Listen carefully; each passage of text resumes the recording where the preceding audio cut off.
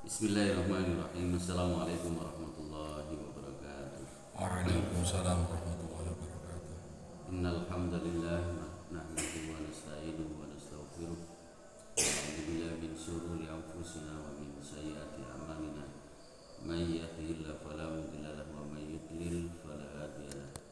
Asyhadu an la ilaha illallah wahdahu la syarika lahu wa asyhadu anna Muhammadan abduhu wa rasuluh. Amma ba'du. Puji syukur kehadirat Allah Subhanahu wa taala yang telah memberikan kenikmatan yang luar biasa. Salah satunya kenikmatan yang tidak semua orang bisa menikmatinya dan mensyukurinya, yaitu bisa melaksanakan sholat subuh berjamaah, dan ditambah lagi jika kita masih diberi kesempatan untuk melaksanakan 2 rakaat sebelum subuh, yang insya Allah Allah jamin dan memberikan kekayaan kepada kita semuanya, yang isinya kekayaan itu adalah seisi langit dan bumi, yang mungkin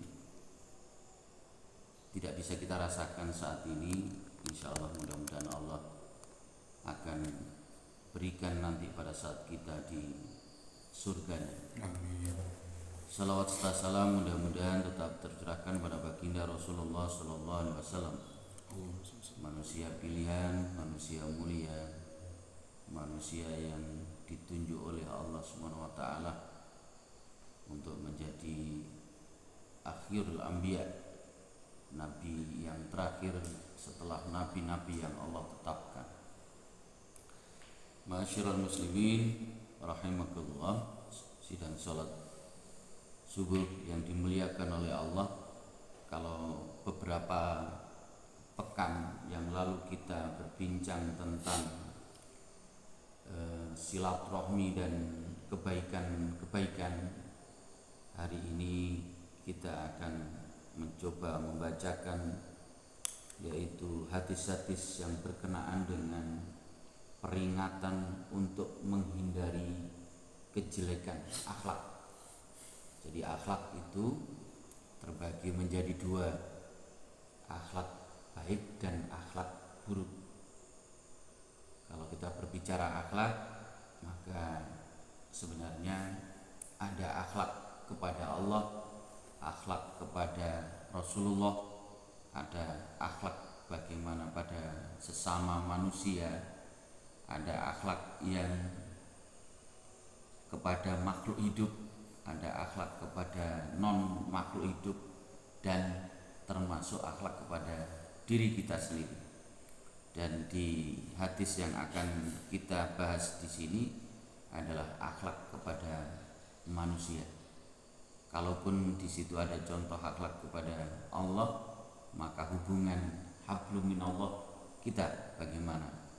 Tentang sholat, tentang kewajiban-kewajiban kita yang diperintahkan oleh Allah, begitu juga dengan Rasulnya, bagaimana kita menjauhi atas larangan-larangannya, yaitu larangan Allah dan larangan sama manusia. Kalaupun di sana tadi ada akhlak pada diri sendiri, ya, pada diri sendiri itu juga begitu. Diri sendiri itu satu contoh yang paling mudah menjaga kesehatan kita, itu juga menjadi bagian dari akhlak. Kalau dulu atau mungkin masih sekarang masih ada berlangsung istilah pang. Apa pang?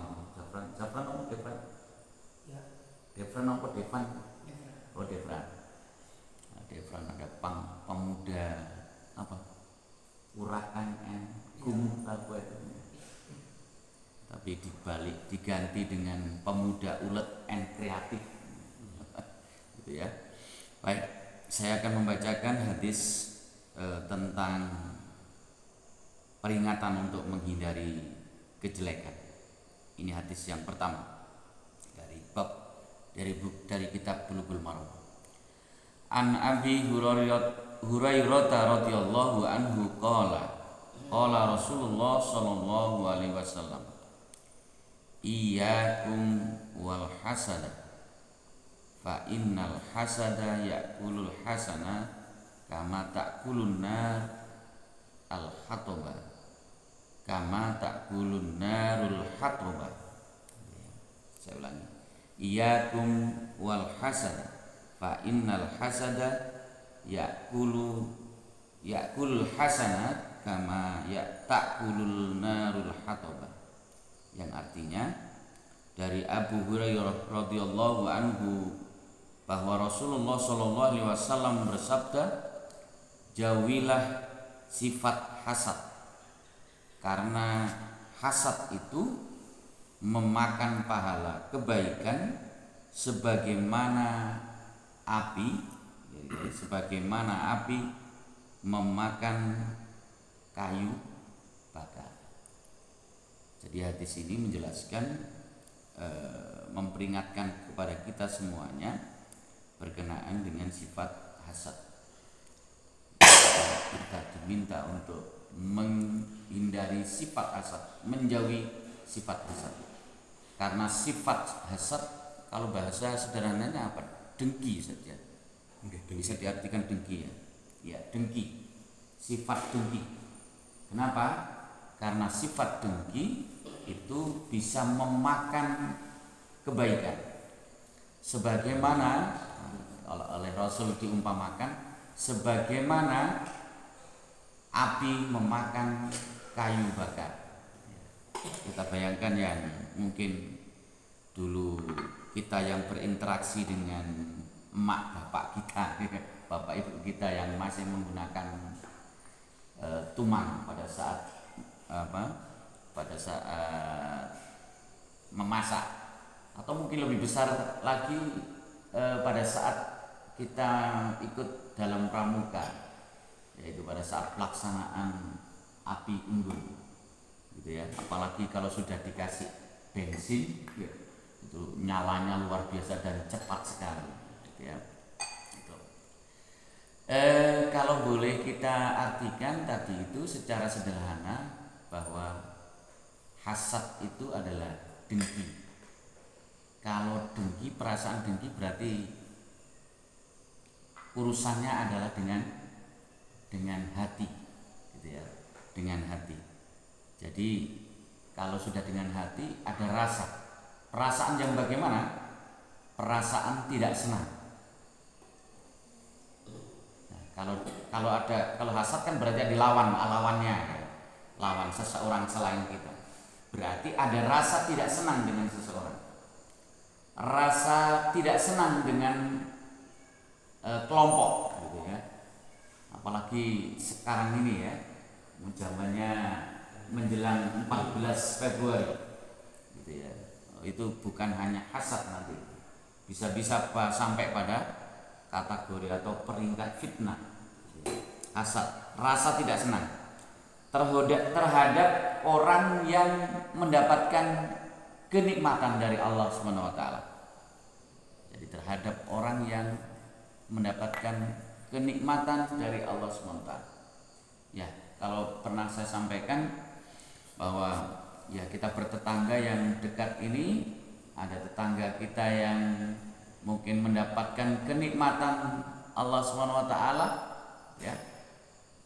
Ada rasa, kalau ada rasa nggak suka, nah itu harus segera diselamatkan. Mas Firman dibantu seperti ini. Ya. Jadi bahasa sederhananya selain dengki adalah iri hati, ya, iri hati. Lah bentuk-bentuk atau ciri-cirinya orang yang sudah terkontaminasi, ciri-cirinya orang yang kena penyakit hasad ini, ya. Yang pertama adalah senang dengan kesalahan saudaranya. Ya. Apalagi yang kita yang bekerja di kantor, bekerja yang di situ dalam satu kelompok, ini rawan sekali. Jadi Mas Yudi bukan jangan dikira misalkan di dunia pendidikan antar guru itu, gitu ya, ngapunten, antar guru itu tidak ada rasa itu gitu ya, senang dengan kesalahan orang lain. Itu tanda-tanda salah satu ciri apa tadi itu? Iri dengki, ya hasad tadi itu ya. Dia akan menganggap bahwa kealpaan seseorang pada saat teman mitranya kerjanya misalkan atau bahkan tetangganya melakukan kesalahan, itu yang muncul bukan sebuah kalimat istighfar gitu. Istighfar mohon ampun supaya tidak jauh, tapi rasa senang sekali, bangga bahwa ada tetangganya yang melakukan kesalahan. Kalau di Al-Qadiri insya Allah lebih kalau antar guru saja nggak sampai ke arah sana insya Allah, karena memang terjaga, mudah-mudahan amin. Seperti itu. Jadi itu ciri yang pertama. Ciri yang kedua, senang jika salah satu temannya dalam sebuah komunitas besar, misalkan ada acara-acara besar gitu ya, acara-acara besar atau sesuatu acara yang di situ dihadiri orang-orang banyak yang ya membuat dia terkenal dan sebagainya. Rasa senang bahwa teman yang didengki itu tadi, lawannya tadi itu tidak hadir. Ini satu contoh, misalkan saat di masjid misalnya saya dengan Ustadz Fikri. Walhamdulillah Ustadz Fikri nggak hadir ya. Saya yang jadi imam gitu, misalkan begitu. Kadang saya nih tola-tola Ustadz Fikri mana gitu. Itu salah satu ciri gitu ya. Jadi ada rasa yang ada Ustadz Hafid misalkan, ada siapa gitu ya. Atau mungkin yang levelnya adalah level jamaah gitu ya. Ada level jamaah. Wah enggak, di teko dia enggak datang. Itu juga salah satu. Lalu senang dan lega jiwanya jika saudaranya dicela dan dibicarakan aibnya. Tambah luar biasa gitu ya. Jadi kalau membicarakan apa istilahnya, saya dengan Mas Yudi membicarakan Ustadz Fikri gitu ya. Wih tambah wes, yang karena saya dengkinya, naudzubillah ya. Ya, saya saking irinya begitu saya dengan Ustadz Fikri misalkan, pada saat diungkap tentang Ustadz Fikri, ya saya langsung, itu ciri-ciri orang yang memiliki tadi itu rasa hasad dengki tadi itu. Lalu ya, yang keempat adalah mencoba untuk menjatuhkan, mencoba untuk melecehkan, mencoba untuk ya memburuk-burukkan gitu ya. Mencoba untuk memburuk-burukkan, menjelek-jelekkan gitu ya. Melecehkan dari orang yang dibenci tadi itu. Nah, kalau sudah ciri tadi itu, yaitu senang dengan kesalahan saudaranya, lalu senang jika saudaranya tidak hadir di sini dalam hal-hal tertentu ya. Ya satu contoh yang contohkan tadi itu, misalkan dalam sebuah rapat atau dalam sebuah pertemuan, tapi dia tidak tersaingi gitu ya. Jadi dia bisa menonjolkan di situ gitu ya. Itu juga. Lalu senang dan lega jiwanya jika saudaranya dicela, dan yang keempat adalah melecehkan saudaranya.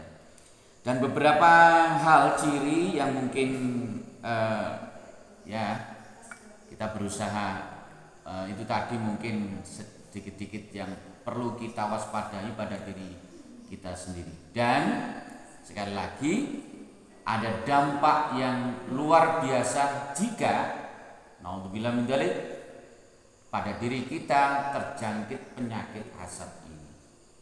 Seperti yang hadis yang saya sampaikan tadi, saya bacakan. Iyyakum wal hasad fa innal hasada yakulul hasanat. Jadi jauhilah rasa dengki, jauhilah rasa iri, gitu ya. Jauhilah hasad, karena sesungguhnya ya, hasad itu memakan kebaikan-kebaikan yang kita lakukan, gitu ya. Memakan kebaikan yang kita lakukan, seperti api memakan kayu bakar. Lah kayu bakar yang dibakar itu satu atau dua? Gitu ya. Pastinya lebih dari satu, gitu ya. Loh, kalau begitu yang dimakan, yang terhapus karena hasad tadi itu, yang terhapus itu hanya satu kebaikan? Jelasnya tidak. Tapi kumpulan karena kayu bakar, maka kebaikan-kebaikan yang baik tadi itu banyak yang sudah susah-susah kita kumpulkan, yang sudah kita upayakan untuk sebagai amal baik kita, terhapus, lenyap karena rasa hasad kita. Dan makanya ada sebuah hadis, tidak akan masuk surga kalau di dalam hati kita ini ada rasa sombong, salah satunya Ustaz ya. Hasad ini kan karena memang ya munculnya dari situ. Ya, kita tahu sifat dengki ini, sifat iri ini adalah warisan dari salah satu makhluk Allah. Siapa itu? Siapa Rizka? Yang tidak mau bersujud menghormat kepada Nabi Adam. Siapa? Ya, iblis, gitu ya. Jadi ada iblis, ada setan. Ada yang mengatakan iblis, setan ini adalah sifat, karena makhluk Allah yang diciptakan yang tergolong yang dari golongan iblis, setan ini, ada yang mengatakan itu dari golongan jin. Gitu ya. Iblis itu pada saat Allah sudah menciptakan, ya, pernah saya sampaikan, pada saat sebelum menciptakan pun juga Allah mencoba untuk mengajak berbincang dengan malaikat tidak setuju, gitu ya, karena akan muncul pertumpah darahan dan sebagainya. Tapi Allah menyampaikan di akhir kalimat itu bahwa sesungguhnya aku lebih mengetahui apa yang kamu tidak ketahui. Aku mengetahui apa yang tidak kamu ketahui. Jadi iblis itu pencetus pertama kali, ya, karena sifat kesombongannya, yaitu pencetus pertama kali dan terus diembuskan kepada anak Adam, yaitu rasa dengki. Sebagaimana yang dicontohkan pertama kali, diminta untuk sujud menghormat kepada Nabi Adam, tidak mau, sampai dikeluarkan dari surganya. Bukan hanya dikeluarkan dari surganya, tapi ya nanti menjadi salah satu penghuni abadi yang ada di neraka. Jadi seperti itu, Pak. Cuman memang pada saat itu setan, golongannya iblis, menawar, kalau begitu beri kesempatan kami untuk selalu menggoda anak-anak Nabi Adam. Berilah aku umur panjang, ya gak mati-mati, gitu ya. Umur panjang itu iblis. Jadi hasad, sekali lagi, itu dampaknya yaitu salah satunya memunculkan rasa dengki itu tadi, menghilangkan kebaikan. Di samping itu hasad juga merusak tatanan masyarakat. Tatanan masyarakat itu, saya berbincang dengan Mas Yudi, bisa jadi saya berbincang dengan istri saya, Ustaz Yudi dengan istrinya, istri saya dengan istri yang lain, begitu ya. Merusak tatanan, bisa-bisa warga GWK ini gempar gara-gara itu tadi, gara-gara rebutan jadi imam antara Ustadz Fikri dan Basuni, gitu ya. Wah, naudzubillah min dzalik kalau sudah begitu, ya. tatanan itu bagaimanapun juga merusak di orang-orang di sekitarnya, dan juga tidak pernah merasa bahagia. Orang yang sudah terjangkit rasa dengki, rasa iri dan sebagainya itu tidak akan merasa bahagia. Kalau sudah ada yang dibenci, ada misalkan beli sesuatu saja kelihatan itu sudah tergoyahkan, gitu ya. Jadi seperti itu. Dan bisa juga mengarah kepada perbuatan maksiat, perbuatan yang tidak seharusnya dilakukan. Mungkin itu yang bisa kami sampaikan, dan yang jelas kita berupaya semaksimal mungkin bagaimana menghindari dari hasad ini, rasa iri dengki ini, supaya tidak ada pada kita. Kalaupun mungkin akan muncul sedikit, paling tidak kita berupaya beristighfar kepada Allah supaya selalu mendapatkan petunjuknya. Yang pertama, mungkin kita berupaya menanamkan pada kesadaran bahwa sifat dengki itu membuat menderita batin. Itu. Selain menderita batin tadi itu yang merusak, membakar, menghanguskan kebaikan-kebaikan yang sudah kita lakukan. Lalu berupaya berpikir realistis, rasa syukur yang dimunculkan, gitu ya.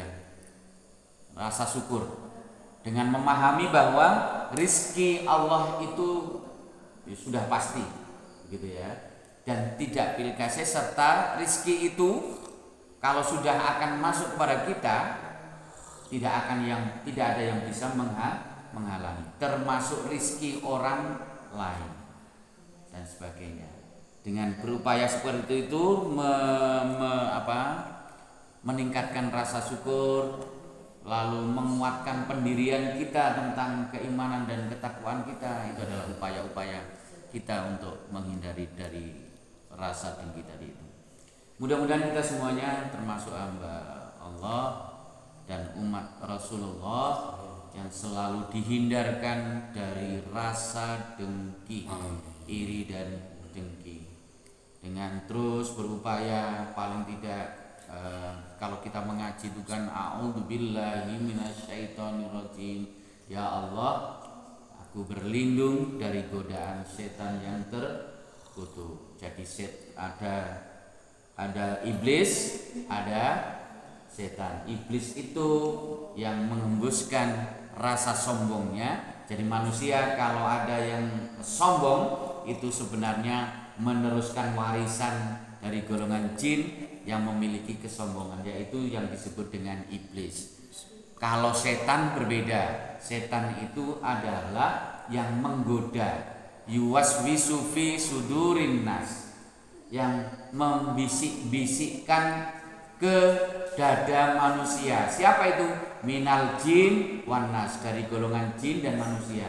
Jadi setan itu, sekali lagi, setan itu dari golongan jin dan golongan manusia. Makanya kalaupun misalkan ada secara spontanitas setan itu begitu ya, bisa jadi karena memang mungkin yang kita sebut itu adalah mencoba untuk menggoda kita dalam hal supaya meninggalkan kebaikan.